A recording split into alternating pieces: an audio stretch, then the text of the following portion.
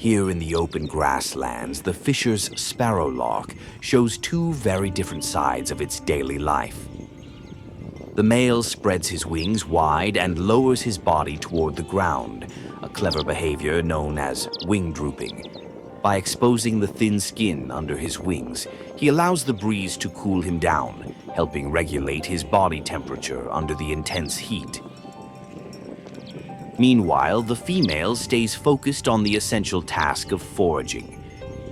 She carefully picks through the grass for seeds and insects, providing the nutrients needed for survival and, during breeding season, for raising their young.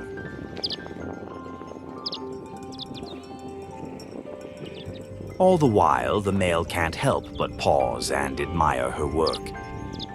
It's a charming moment, half practical, half tender, showcasing the quiet partnership of one of East Africa's most adaptable little birds.